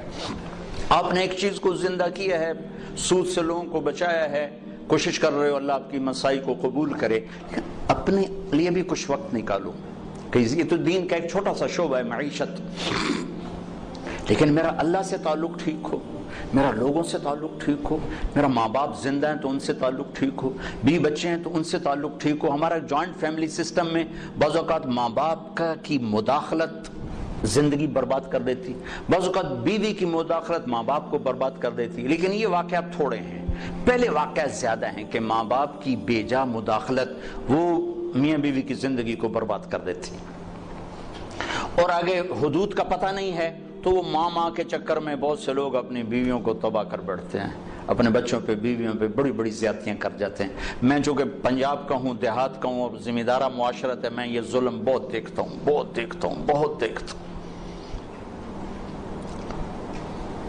تو میں 15 سال سے یہ مضمون بیان کر رہا ہوں. کتنی زیادہ ٹریفک ہو، لائن میں چل رہی ہو تو کوئی ٹریفک نہیں پھنستی، لیکن اگر ایک دوسرے کی لائن میں گھس جاؤ تو کھلوتے ہو سارے دن. تو ساس بہو کے اندر کی حدود میں جانا چاہتی، بہو ساس کی حدود میں جانا چاہتی ہے، سسر میاں بیوی کی زندگی میں آنا چاہتا ہے، وہ اس کی زندگی میں آنا چاہتے ہیں، تو 4 گاڑیاں پھنس جا مرتا، ٹریفک رک جاتا. 1 لاکھ گاڑی اپنی لائن میں جا رہی ہو، کوئی ٹریفک نہیں بند ہوتی. تو میرے نبی نے زندگی بتائی ہے، بیوی کا اپنا حق ہے، ماں باپ کا اپنا حق ہے. میرے ماں باپ کی وجہ سے میری بیوی بے عزت نہ ہو، میری بیوی کی وجہ سے میرے ماں باپ بے عزت نہ ہو، بہن بھائیوں کی وجہ سے بیوی کا رشتہ خراب نہ ہو، بیوی کی وجہ سے بہن بھائیوں کا رشتہ خراب نہ ہو۔ اس کو بیلنس کرنا، آپ کے تو بینک کا نام ہی میزان ہے، بڑا خوبصورت نام رکھا ہے، عدل، ترازو۔ تو بیلنس آف لائف میرے نبی سے ملے گی اور کہیں سے نہیں ملے گی، کہ کس طرح آپ نے بیلنس کر کے دکھایا ہے ہر چیز کو۔ یہ تبلیغ، اس کو سیکھنے کی محنت، تو اس میں ٹائم بھی دے، جب اللہ موقع دے تبلیغ میں آپ وقت لگائیں، اس سے انشاءاللہ آپ کو ہمت ملے گی، قوت ملے گی۔ اور اپنی روزمرہ کی زندگی میں آخری ایک بات کر کے ہم دعا کرتے ہیں۔ ابو دجانہ رضی اللہ تعالیٰ عنہ کا ایک قول آپ کو سناتا ہوں۔ ابو دجانہ ایک صحابی ہیں جو بڑے صحابہ میں شمار ہوتے، اور جنگ بدر سے لے کر آخری حج تک ساتھ رہے ایسے صحابہ چند سو ہوں گے، ہزار نہیں، چند سو، کہ جو جنگ بدر سے لے کر آخری حج تک ساتھ رہے ہوں۔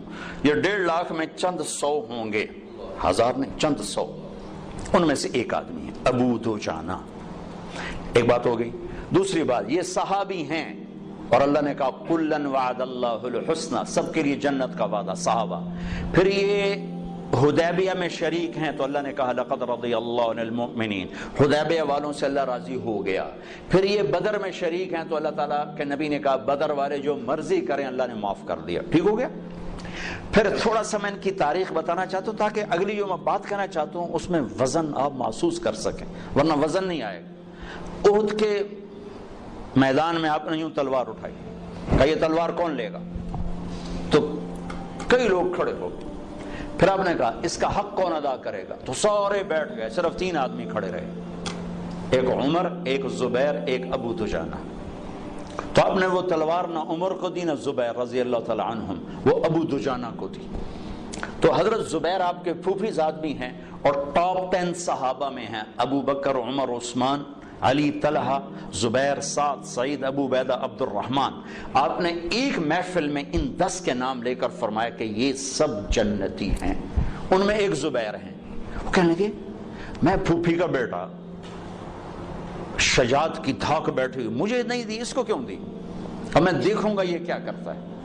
تو ابو دجانہ رضی اللہ عنہ نے سرخ پگڑی باندھی، مرنے کی تمنا، خون و خون ہونے کے تمنا، کان الذی عاہدنی خلیلی ونحن بالصفح لدى النخیل، اللہ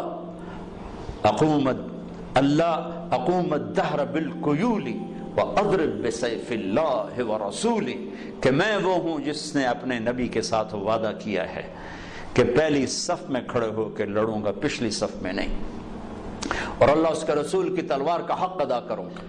اور ایک طرف سے حملہ کیا اور پورے قریش کے لشکر کو چیر کے پار نکل گیا۔ تو زبیر رضی اللہ عنہ حیران ہو گئے، یہ کیا بلا ہے۔ آگے ہندا اور عورتیں وہ بجا رہی تھی، ڈھول بجا کے نا قریش کو تیار کر رہی تھی، نحن بنات طارقی نمشی علی النمارقی مشی القتل بوارقی المسک فی المفارقی والدر فی المخالقی ان تقبلوا نعانقی او تدبروا نفارقی فراق غیر وامقی۔ یہ گانا گا رہی تھیں کہ آگے بڑھو گے تو گلے لگائیں گی، پیچھے ہٹو گے تو تمہیں دھکا دے دیں گی، مفہوم اس کا یہ ہے۔ تو جب ابو دجانہ بڑھے تو ساری عورتیں بھاگ گئیں، ہندا قابو میں آ گئے، تو آپ نے یوں تلوار اٹھائی اور اس کے مانگ پہ رکھی، اس نے چیخ ماری، تلوار ہٹا لی۔ تو پیچھے زبیر تو پیچھے بھیج دیا، یہ کیا کیا؟ نبی کی تلوار ہے، عورت کے خون سے رنگین کرنا اس کی شان کے خلاف ہے، واپس لے لی۔ پھر پیچھے ہٹے اور پھر مجمع کو چیر کے رکھ دیا۔ سامنے ایک ہاتھی جیسا قریشی لشکر میں تھا، لوہے میں ڈوبا ہوا۔ تو زبیر کہنے لگے میری جی میں اس سے ٹکر ہو تو پھر میں دیکھوں ابو دجانہ کیا ہے۔ او اللہ کا کرنا ہوا، اسی سے آمنا سامنا ہو گیا۔ تھوڑی دیر کے لیے جنگ رک گئی، دونوں کی شجاعت اور جنگ ایسی خوبصورت کہ بہادری بھی اش اش پکار اٹھی، مسلمان بھی روک گئے، قریش بھی روک گئے، اور دونوں اپنی وہ رکن اسلام، وہ رکن کفر۔ آخر ابو دجانہ رضی اللہ تعالیٰ نے جو اس پر وار کیا، جو کندھے پہ لگا، اس طاقت سے تلوار چلی کہ 2 ٹکڑے میں رکھ کے یوں کہہ پہ 2 ٹکڑے کر کے پھینک دی. پھر لوہے کی ٹوپی تھی نا یوں اتاری.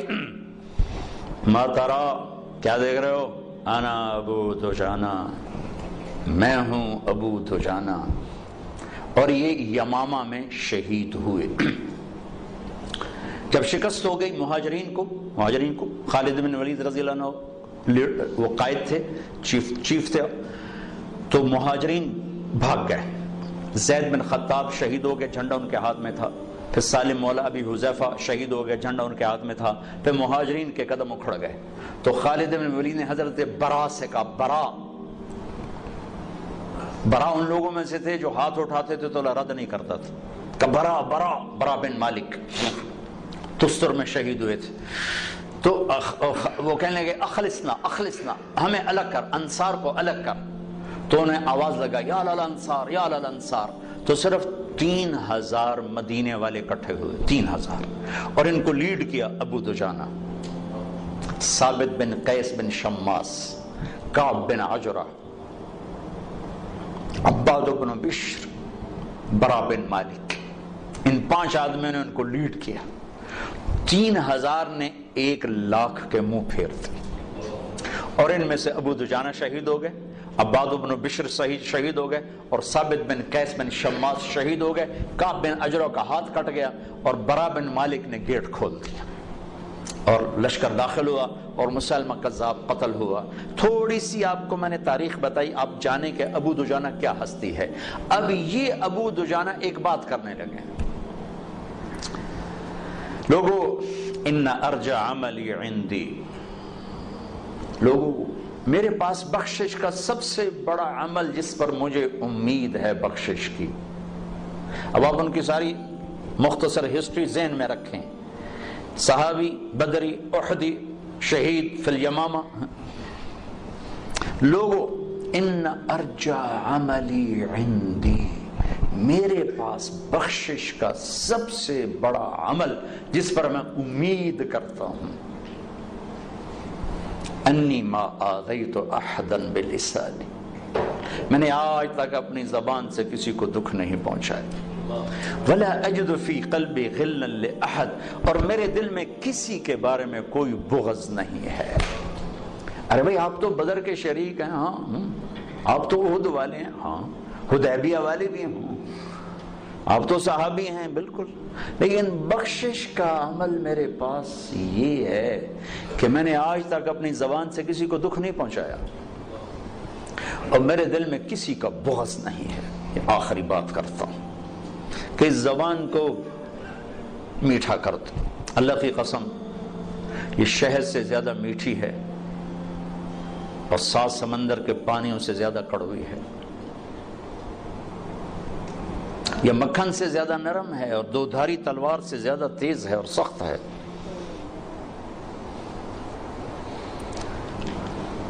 تو اس زبان کا بول میٹھا کرنا سیکھ لیں، اور دل کو دھونا سیکھ لیں.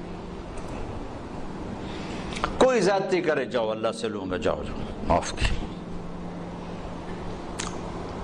انتہائی خوبصورت دین بن جائے گا، انتہائی خوبصورت دین بن جائے گا. اب جہاں ہوگے لوگ آپ پر پروانہ وار فدا ہوں گے. اس زبان کا بول میٹھا فرما دیں، دل کو دھو دیں. آخر میں ایک لطیفہ بھی ہے، حقیقت بھی ہے، وہ سنا کے میں بات ختم کرتا ہوں. میری زندگی گزر گئی سڑکوں پر چل چل چل چل چل چل، تو بسوں کے پیچھے عجیب و غریب جملے دیکھ دیکھ کر میں نے ایک ترتیب بنا، ایک سکیچ بنایا ہے.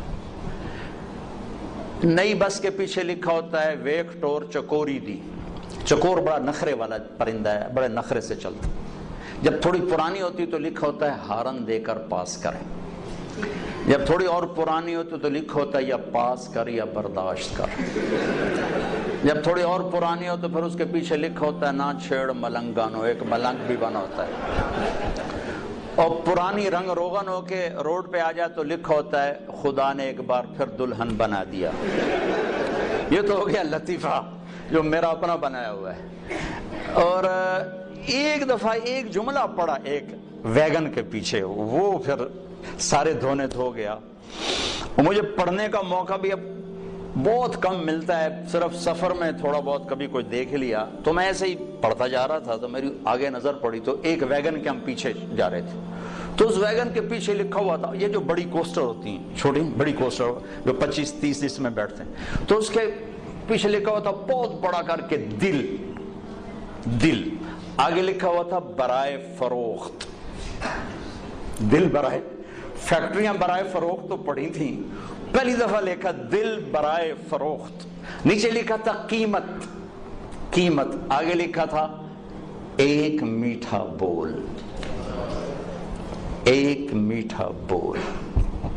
یہ افسر ماتحت سے بولے تو اس کا دل خرید لے، ماتحت افسر سے بولے تو اس کا دل خرید لے، خامند بیوی سے بولے، بیوی خامند سے بولے، ماں باپ اولاد سے بولے، اولاد ماں باپ سے بولے، استاد شاگرد سے بولے، شاگرد استاد سے بولے.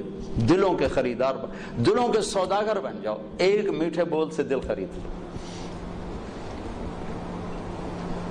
میرا باپ بہت سخی، ہر وقت اس کا دیرا چلتا تھا، اور میرا تایا بہت بخیل. دونوں بھائی ایک دوسرے کی ضد. وہ زمانہ کچی سڑکوں کا تھا، مہمان آتے تو میرا تایا مرحوم کہتا اللہ باک دا دیرا اوس پسے، یعنی آنے والوں کا تھا بھائی ادھے جاؤ. لیکن میرا باپ کا زبان بہت گرجدار تھی اور میرا تایا بڑے میٹھے بول والا تھا، تو ان کو میرے تائے سے کچھ نہیں ملتا تھا، بیٹھتے اس کے پاس تھے. میرا باپ سب کچھ دیتا تھا، اس کے پاس بیٹھتے نہیں تھے. میاں تھا لڑتا ہے، ہر لے لڑتا ہے. اور وہ میرا تایا زبان کا بہت میٹھا تھا، نہ کبھی نوکر کو ڈانٹتا تھا، نہ کسی بڑے کو نہ چھوٹے کو، ہر ایک کو مسکرا کے ملنا. اور کچھ بھی نہیں دیتا تھا، لیکن لوگ سارے نوکر سارے لوگ ان کے پاس بیٹھتے تھے. اور میرے باپ کا دیرا ہر وقت چلتا تھا، لیکن اس کے پاس بیٹھتا ہر کوئی ڈرتا تھا. ہم خود ڈرتے تھے، پاس نہیں بیٹھتے، پتہ نہیں بابا کس لیے ناراض ہو جائے. زبان کا بول میٹھا کرو، پورا دین خوبصورت ہو جائے. تو میں نے صرف آپ کی بینکنگ کی بات نہیں کی، وہ باتیں کی ہیں جو بینکنگ سے بھی آپ کے لیے زیادہ ضروری ہیں. یہ تو اوروں کے لیے جو آپ کم کر رہے ہیں، اوروں کی